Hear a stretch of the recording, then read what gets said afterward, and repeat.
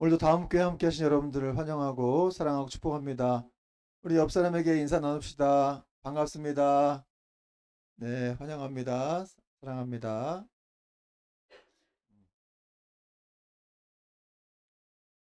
어저께 무슨 개그 프로를 봤는데 그 좀 재밌어가지고 재미없어도 웃어주세요. 오이가 물을 때렸다. 오이가 물을 때렸다. 이걸 줄임말로 하면 뭐가 되는 줄 아세요? 오이가 물을 때렸다. 오, 맞았어요. 오이 무침. 오이 무침이라고 하더라고요. 너무 썰렁한 유머죠? 네, 오이가 물을 때렸다. 오이 무침. 그렇습니다. 우리가 이렇게 살면서 웃을 일이 별로 없는데 저는 이렇게 개그 프로 이런 걸 좋아해가지고 자주 보면서 이제 스트레스도 풀고 웃기도 하고 그럽니다. 여러분들도 늘 삶 속에 힘든 일이 많아도 항상 우리가 웃음을 잃지 않을 수 있는 하나님의 자녀들이 될 수 있기를 축원드립니다. 오늘 말씀 제목은 요셉이 그들을 섬겼더라라는 제목으로 말씀을 전하겠습니다. 요셉이 보디발의 아내의 유혹을 뿌리쳤죠. 그래서 억울한 누명을 쓰고 감옥에 들어가게 되었는데, 그런데 그것은 큰 불행인 줄 알았는데 사실은 요셉이 기회를 얻은 일이었습니다. 왜냐하면 요셉이 들어간 감옥은 거기 누가 들어갔어요? 바로의 신하들이 들어가게 되는 그런 감옥이기 때문입니다. 네, 오늘 보통이 아니네요. 네, 만약 이렇게 따라서 그곳에서 요셉이 어, 총리로 등용되기 위한 통로로 사용될 바로의 신하를 만나게 되는 것이죠. 만약 요셉이 보디발 집에 가정총무로 남아 있었다. 그렇다면은 바로 왕의 신하로 등용되지 못했을 것이고 보디발 아내의 모함을 받아서 또 요셉이 투옥된 일도 하나님의 섭리가 이루어지는 일이었음을 우리가 알 수가 있습니다.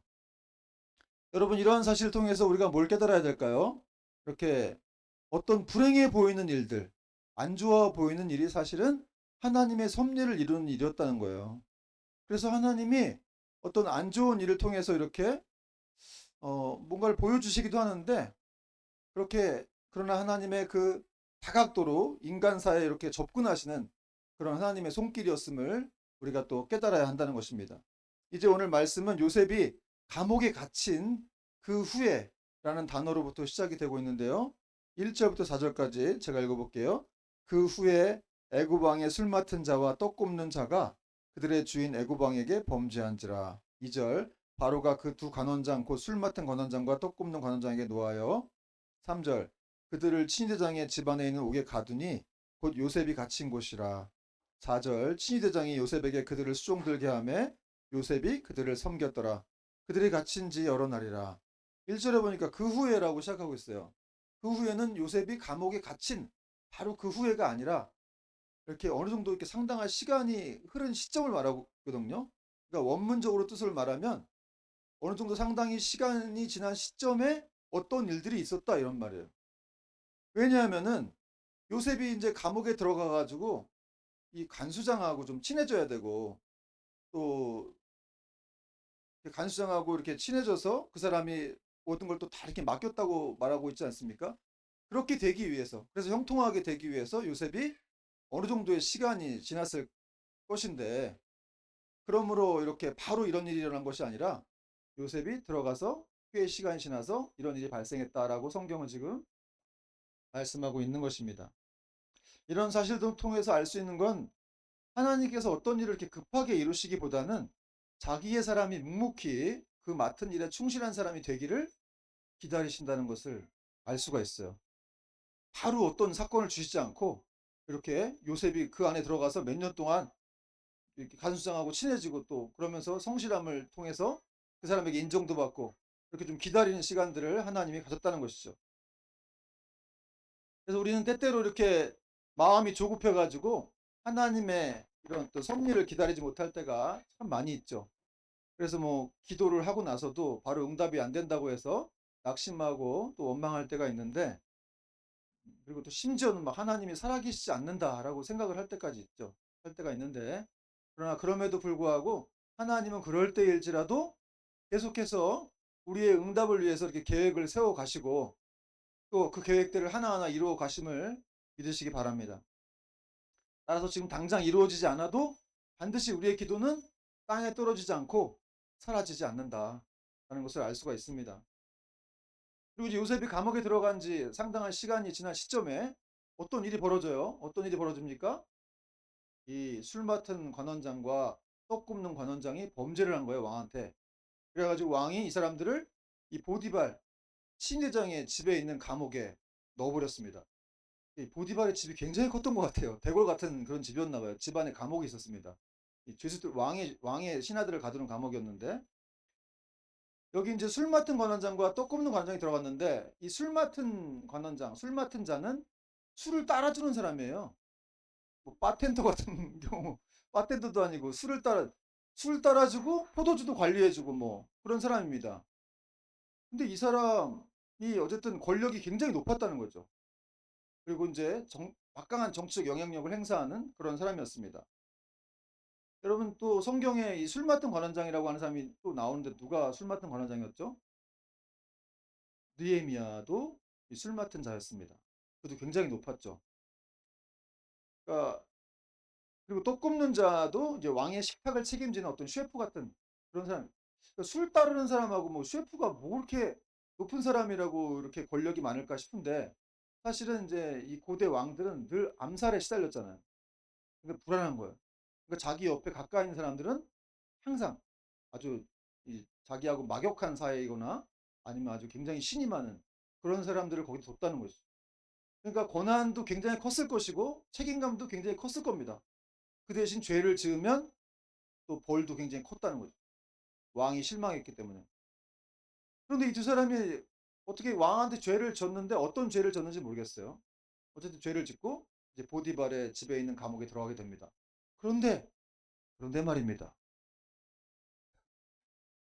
여러분을 깨우려고 하는 주무시는 분은 없지만 이렇게 공교롭게도 그 술 맡은 관원장과 이렇게 떡 굽는 관원장이 들어간 감옥이 바로 요셉이 갇힌 감옥이었다는 것이죠. 여러분 뭔가 이렇게 좀 냄새가 나죠?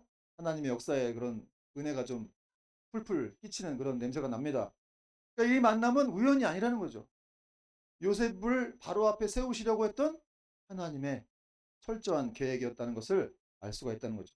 만약 요셉이 아버지 집에서 이렇게 채색옷 입고 편안하게 지냈다면은 이런 놀라운 일들은 결코 이루어질 수 없었을 겁니다. 근데 여기 이렇게 애굽에 이렇게 억울하게 누명 쓰고 감옥에 들어왔던 것이 바로 하나님이 계획하고 있었던 일이었다는 사실입니다.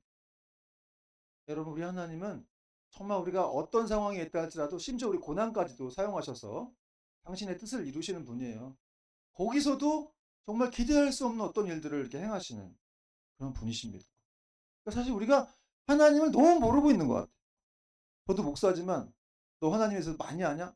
그럼 저도 사실 그렇게 말을 못 하겠어요. 그러니까 좀 고난당할 때 저도 답답해하고 불안해하고 낙심하고 그러겠죠?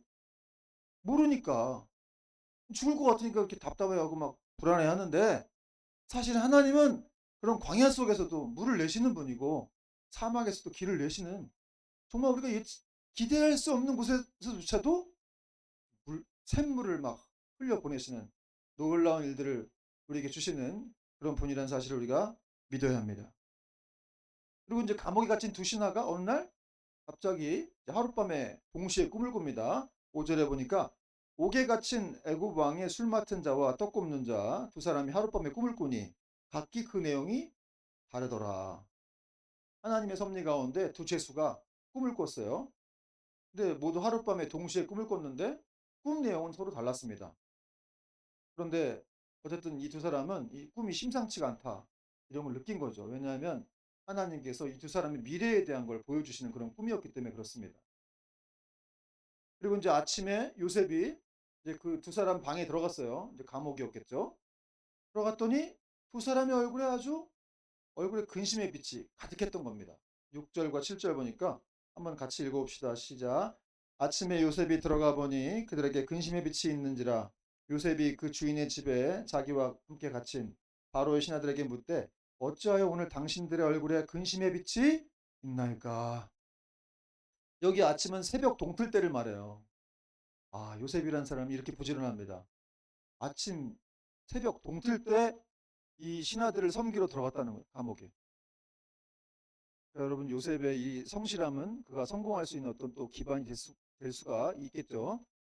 들어갔더니 이 두 신하가 얼굴에 막 근심이 가득한 거예요.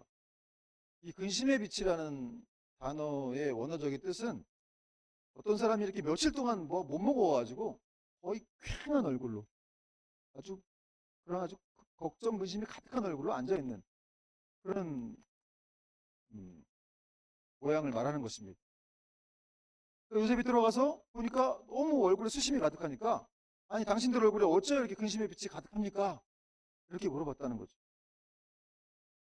여기 요셉이 묻되 그랬는데 물었다 그랬는데 이 묻대의 원어적인 뜻은 그냥 지나가는 말로 왜 그래요? 뭐 좀 이상한데? 왜 이렇게 물어본 게 아니라 집요하게 물었다는 걸 말해요. 대답할 때까지.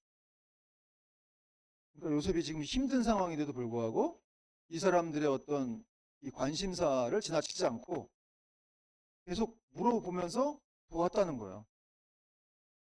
여러분 요셉이 지금 이 사람 어디 있어요 지금? 이 사람 뭐 자유인입니까? 지금 감옥에 있어요. 뭐 간수장을 하고 하지만 요셉도 죄수고 사이코도 속자인 사람이에요. 사실 슬픈 얼굴빛을 해야 될 사람은 요셉 아닙니까? 그렇지 않아요? 아니 이 바로의 두 신하들은 이제 바로의 변덕스러움으로 인해서 왕이 변덕스럽잖아요. 그래갖고 이제 감옥에 잠깐 갇힌 거고 그리고 또 오래 있지도 않을 겁니다. 실제로 오래 있지도 않았습니다. 그러나 요셉은 어땠습니까? 17살 때부터 여기 와가지고 10년째 지금 감옥에 있어요. 노예 생활하면서 10년째 감옥에 있고 또 사형 집행장인 이 보디발의 부인을 겁탈하려고 했다는 누명을 쓰고 지금 들어와 있는 거예요. 감옥에 고소당해가지고. 그러니까 요셉은 다시는 해를 못 볼 수도 있어요. 진짜 슬픈 얼굴을 해야 될 사람은 요셉인데 오히려 그 요셉이 그들을 들어가자마자 방에 들어가자마자 두 신하들의 아주 근심이 깊은 얼굴을 보았다는 거죠. 그리고 결국 원인을 알아냈습니다. 그럼 결과적으로 이런 요셉의 행동이 나중에 그 긍휼히 여기는 마음이 요셉이 감옥에서 벗어나서 그가 총리가 되게 되는 그런 발판이 되었죠. 여러분 그러므로 이 관심이란 뭐냐, 사랑이란 뭐냐, 누군가를 향해 이렇게 물어봐 주는 거예요. 괜찮아? 좀 어때? 요즘 잘 살고 있어? 응? 요즘 잘 지내고 있어? 이렇게 물어봐 주는 거, 이게 대단한 것처럼 보이지 않지만 사실 이것이 굉장히 큰 관심이고 사랑이라는 것이죠. 지금 요셉이 그런 거 아니에요? 들어가자마자 그냥 사실 들어가 자기 일만 하고 나올 수도 있잖아요. 그런데 들어가서 그 사람들의 얼굴에 수심이 가득하니까 그냥 대충 그냥 뭐 물어보고 아, 잘 될 거예요. 이렇게 얘기한 것도 아니고 계속 물어봐서 왜 그러냐? 무슨 일이 있는 거냐? 그렇게 얘기를 했다는 거죠. 여러분 이렇게 고난 중에 있는 사람들한테 이렇게 뭔가를 물어봐주고 괜찮아요? 이런 것들이 큰 위로가 됩니다. 특히 고난 중에 있는 사람한테 더 그렇겠죠. 요셉이 자신이 고난 중에 있었기 때문에 이렇게 또 고난 중에 있는 사람들을 더 이해할 수 있었을 거라고 생각도 되는데 어쨌든 고난 중에 있다고 해서 다 남들을 이렇게 이해하는 건 아니에요. 그렇지만 요셉은 그렇게 했다는 것입니다. 제가 옛날에 이전 교회에 있을 때 이렇게 새 가족들이 많이 들어오면은 팀에서 그 새 가족들한테 관심이 없어요. 교회에 새 가족이 들어와도 관심도 없고 어디서 왔냐, 뭐 하라는 사람이냐 물어보지도 않고 그런 얘기를 제가 많이 들었습니다. 그래갖고 그 새 가족이 결국 견디지 못하고 나가는 몇백 명, 거의 1000명 가까이 들어오는데도 정착률이 높질 않아요. 그 뭐겠습니까? 물론 혼자서도 잘하시는 분도 계시지만 아무리 강한 사람이라고 하더라도 낯선 곳에 가면 아무래도 좀 누가 도와주고 물어봐주고 해야죠. 그래 거기 정착할 수 있지 않겠습니까? 그런데 모르겠어요. 다 큰 교회들은 다 그런 거라고 생각하진 않지만 어쨌든 그런 구조가 약하다 보니까 정착이 안 돼. 근데 실제로 여기 저를 찾아오셨던 분들도 내가 여기 새 가족으로 왔는데 나한테 아무도 안 물어봐 주더라. 인사 한 번 안 하더라.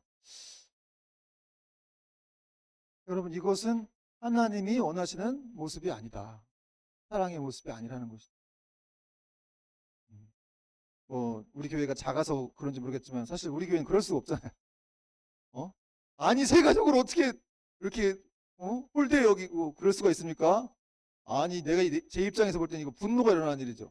한 사람이 얼마나 귀중한데. 러시아의 대문호인 도스토옙스키가 이런 말 했는데, 유명한 말 좀 인용할게요. 도스토옙스키가 이런 말 했어요. 크리스찬이 되고 난 다음에 누군가를 사랑한다는 것은 그를 하나님께서 창조하셨을 때 의도하신 모습으로 바라보는 것이다. 멋있는 말이죠. 누군가를 사랑한다는 것은 그를 하나님께서 창조하셨던 그때 그 의도하신 모습으로 그를 바라보는 것이다. 많은 사람들이 왜곡되게 사람들을 바라보잖아요. 하나님이 사람을 창조하시고 심히 보시기에 좋았다고 그러셨죠.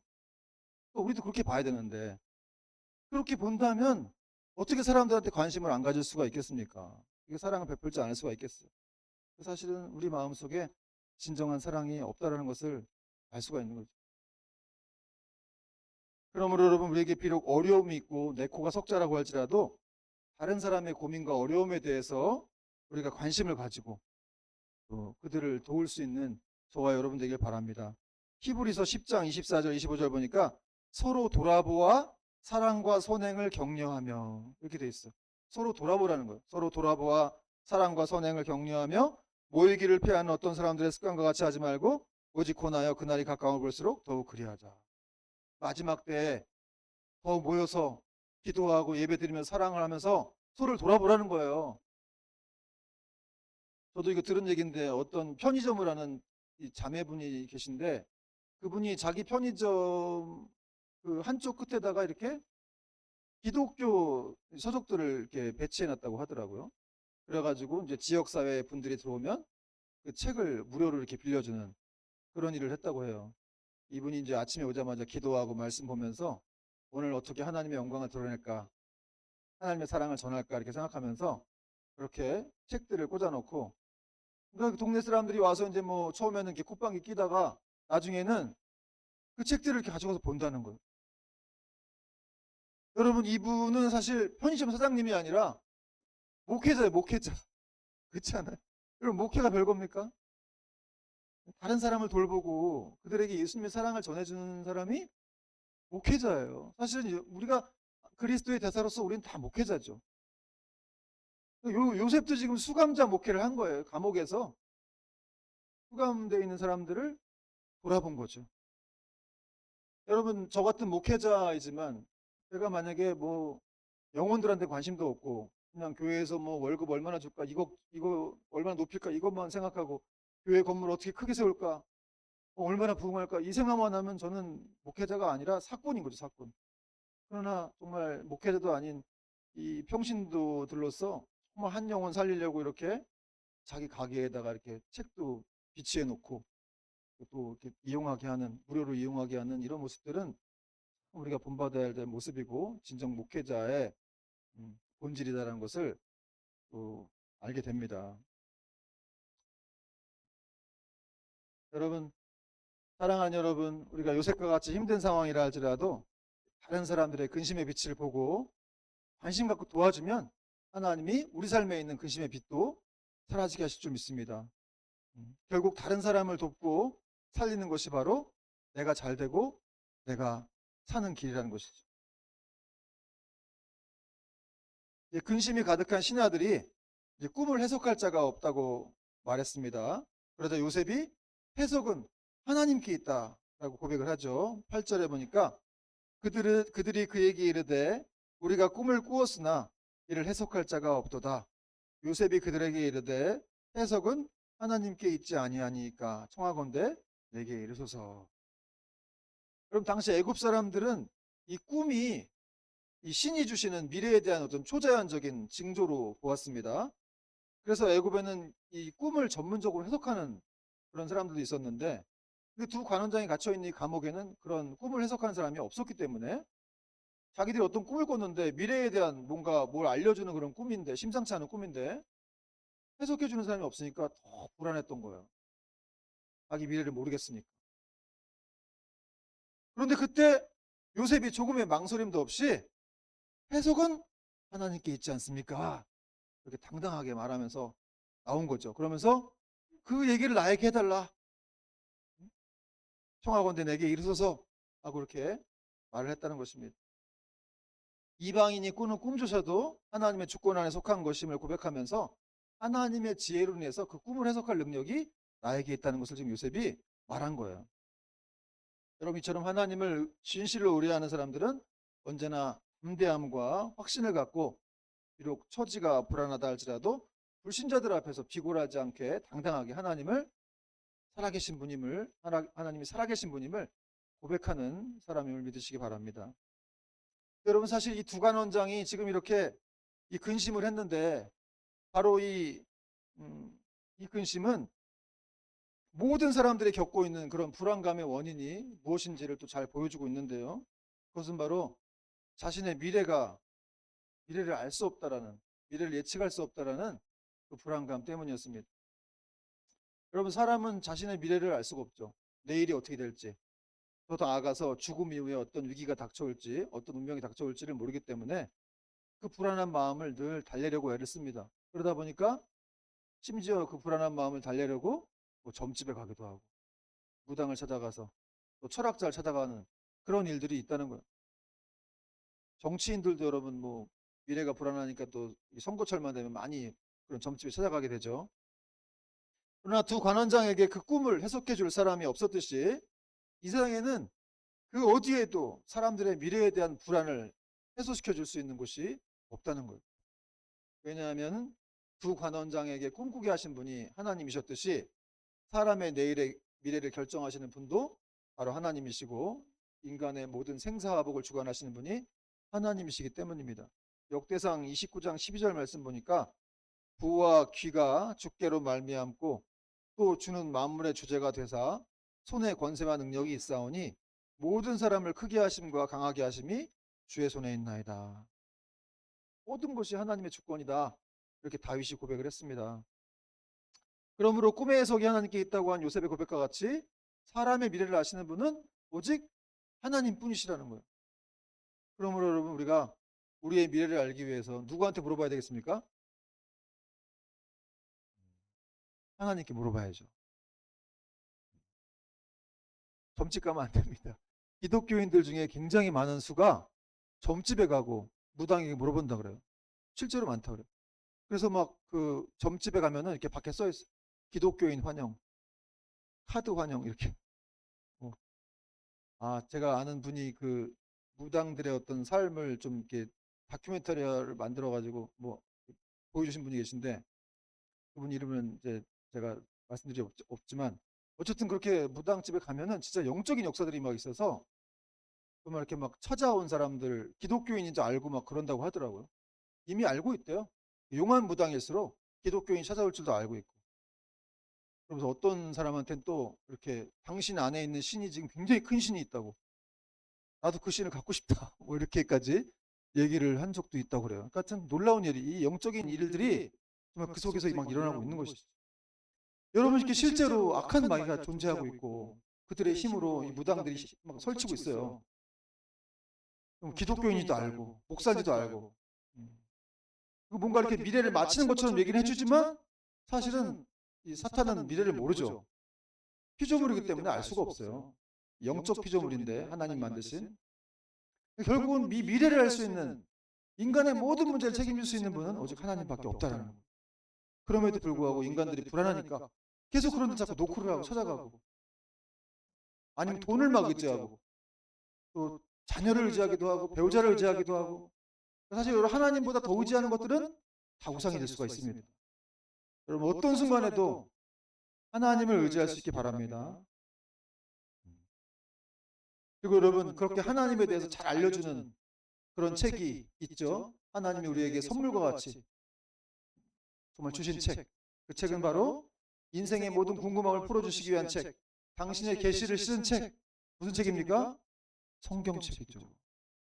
성경책 우리에게 정말 최고의 선물이에요. 그 책에는 인간이 구원을 얻을 수 있는 길이 있고 또 우리가 어떻게 살아가야 할지 어떻게 하면 바른 길인지 저한테 물어보는 분들이 있어요. 도대체 어떻게 살아가야 되냐 내 인생을. 여러분 알고 있습니까? 그래서 제가 나도 몰라 이렇게 얘기하면서 성경책을 보라고 얘기합니다. 거기 다 나와 있어. 여러분 40일 금식 기도에도 모르는 거는 성경책에 나와 있습니다. 성경책을 많이 보시면 거기에 인생에 대한 인생의 과거와 현재, 미래, 또 죽음 이후의 모든 것에 대한 해답이 거기 다 들어가 있어요. 어떤 것이 구원의 길인지, 누가 우리를 제대로 인도해 줄 그 진리의 등불인지가 거기 다 써 있다는 거예요. 여러분 그 개그맨 조혜련 집사님, 이분이 늦게 이제 신앙을 하셨는데 성경을 백독했다고 그래요. 백독하고 지금도 성경을 하루에 7시간, 8시간 읽는다 그러더라고요. 그 얘기를 저희 와이프가 저한테 하면서 배우라고 그러셨는데 제가 참 도전을 받았어요. 야, 어떻게 성경을 7시간, 8시간? 아니, 자기 일 안 하나? 근데 사실 그분 일이 또 그거더라고요. 요즘 CBS 이런 데서 강사를 하시더라고요. 기독교 강사. 성경을 8시간씩 읽으니까 뭐 정말 웬만한 목사님보다도 더 많은 지식을 가지고 성경을 잘 설명하고 재밌게 설명하고 또 개그맨이 이것도 재밌게 잘 이렇게 하시는 것 같아요. 정말 그런 분들의 인생이 그렇게 성경을 읽고 정말 인생이 바뀐 거죠. 참 도전도 되면서 좀 하나님이 이렇게 한 사람을 쓰시기 위해서 이렇게 성경을 보게 하시는구나. 사실 저도 제가 아주 오래된 일이긴 하지만 예수님 처음 믿을 때 하나님이 막 이렇게 놀라운 기적들을 많이 보여주셨어요. 제가 몇 번 얘기 드렸죠. 성령님의 역사, 강력한 역사, 체험들을 해갖고 막 온몸이 막 불어 떨리고 막 제 마음속에 있는 두려움과 의심이 다 사라지고 마음속에 평안과 기쁨이 막 몰려오는 그런 막 신비한 체험들을 몇 번씩 했는데 근데 그렇게 해도 한 달 지나니까 또 흔들리더라고요. 진짜 하나님이 있나 없나? 나를 도와주시는 거 맞나? 제가 물론 초신자이기도 했지만 근데 그때 알았어요. 이 기적이라고 하는 건 결코 우리의 믿음을 형성해 주는 게 아니구나. 여러분 기적 좋아하지 마십시오. 기적으로는 우리 이스라엘 백성들이 홍해가 갈라지는 걸 봤으면서도 또 며칠 지나서 광야 들어서 물이 없다고 하니까 죽일 듯이 또 모세를 원망합니다. 네가 여기까지 우리를 데리고 와서 우리 죽이려고 했다는 둥 막. 여러분 기적이란 게 그런 거예요. 며칠만 지나도 이게 잊혀져 버려요. 물론 하나님이 필요할 때 주시기도 하고 하는 일들이 기적인데 그것보다 더 중요한 건 말씀을 읽는 거예요. 그래서 하나님이 제가 이렇게 흔들리니까 저한테 성경을 읽게 하셨어요. 여러분 믿음은 그리스도의 말씀을 들음으로 생긴다고 했죠. 여러분 힘들 때 성경 공부 계속 하시고 말씀을 읽고 설교를 많이 들으란 말이에요. 그러면 여러분 우리의 믿음이 생기는 거예요. 악한 마귀가 교회만 다니는 사람은 안 두려워합니다. 무릎 꿇고 기도하는 사람, 성경 읽는 사람, 말씀을 듣는 사람을 두려워하죠. 그렇게 막 성경을 읽으면서 제가 믿음이 막 자라기 시작했습니다. 하루에 막 20장, 50장, 막 100장, 200장. 200장은 뻥이고요. 200장까지는 못 읽고 100장까지 읽어봤어요, 진짜. 그렇게 읽으니까 정말 믿음이 안 떨어지고 그렇게 막 이건 좀 뭐 저희 담임 목사님도 체험하셨다고 하는 건데 성경을 읽다가 막 글자가 튀어나오는 그런 경험도 제가 했었습니다. 근데 지금 생각해 보니까 그만큼 제가 성경을 못 읽고 있더라고요. 그만큼 또 주님에 대한 사랑이 식었는지 저도 많이 회개를 하고 있는데 지금도 참 이렇게 성경을 그렇게 많이 못 읽기 때문에 제가 이렇게 또 사실 지금 개척하고 나서 지금 더 많이 성경을 읽어야 되는 시점인데 그래서 지금 요즘 다시 또 이렇게 우리가 매일 한 장씩 읽고 이런 거 외에 또 큐티도 하고 또 성경을 계속해서 읽으려고 노력 중에 있습니다. 여러분 혹시 지금 인생의 문제에 어떤 해답을 얻지 못해서 방황하는 분이 있습니까? 또 자신의 미래가 불안해서 근심하는 분이 있어요? 여러분 주님의 말씀 앞으로 나오시기 바랍니다. 그리고 말씀을 읽고 성경을 묵상할 때 그 모든 답들이 주어지게 될 거예요. 여러분 말씀은 예수님이시죠. 예수님 말씀하셨어요. 누구든지 목마른 자는 내게로 와서 나를 마시라. 그리하면 그 배에서 생수의 강이 넘쳐나리라. 생수의 강이 뭔지 아세요? 성령님의 역사와 위로예요. 그러니까 그리스도로부터 성령님의 위로와 역사가 나오는 거예요. 은혜가 나오는 거예요. 그러니까 성경을 읽을 때 성령님의 역사가 나를 사로잡고 내 모든 문제를 이렇게 해결해 주신다는 거죠. 항상 해결해 주지 않는다 할지라도 하나님이 우리 백그라운드에 우리 등 뒤에 있다는 게 분명하게 느껴지기 때문에 우린 두려워하지 않는 겁니다. 여러분 성경을 읽고 묵상하고 정말 그 말씀에 붙들릴 때 진정 우리의 불안과 근심의 먹구름에 거치고 미래에 대한 확실한 깨달음을 얻게 될 줄로 믿으시길 축원드립니다. 오늘 말씀의 결론을 맺겠습니다. 여러분, 요셉은 죄수였고 노예의 신분이었지만 두 관원장의 근심의 빛을 보고 외면하지 않고 최선을 다해서 그들을 돕고 꿈까지 해석해 주었습니다. 이 일은 후에 요셉이 애굽의 총리가 되는 그런 발판이 됩니다. 그럼 비록 내 코가 석자이고 또 다른 사람에게 관심 갖는 것이 좀 부담스러운 일이라 할지라도 그렇게 할 때 그것이 나를 살리는 길이 된다는 것이. 요즘 물질 만능주의와 또 이렇게 만연한 개인주의에 우리가 살다 보니까 정말 이렇게 소외되고 외로운 영혼들을 놓치는 경우가 많은 것 같아요. 내 옆집에 누가 사는지도 모르고 있잖아요. 그런 속에서 다른 사람들을 돕는다고 하는 것은 하나님의 뜻이기도 하고, 그렇게 도울 때 진정 우리가 살아가게 되고 우리에게 놀라운 일도 펼쳐질 수 있다는 사실입니다. 마지막 두 번째는, 하나님을 진실로 의뢰하는 사람은 언제나 담대함과 확신을 가지고 어려움에 처한 사람들을 적극적으로 돕고 살아갑니다. 또 내 처지가 불안하더라도 불신자들 앞에서 비굴하지 않고 당당하게 하나님은 살아계신 분이다. 요셉이 그런 고백을 했죠. 해석은 하나님께 있지 않습니까? 불신자들한테 하나님을 증거한 거예요. 전도한 거죠. 여러분, 최고의 관심과 사랑은 예수님을 증거하는 거예요. 복음을 증거하는 것입니다. 정말 요셉처럼 당당하게 어디서든지 우리가 예수님은 그리스도라고 가르치고 또 증거하기를, 전하기를 소망하는 저와 여러분 될 수 있기를. 그래서 정말 죄인한 사람이 돌아올 때 가장 크게 기뻐하시는 우리 하나님의 영광이 되는 은혜가 있기를 주님의 이름으로 축원을 드립니다. 아멘.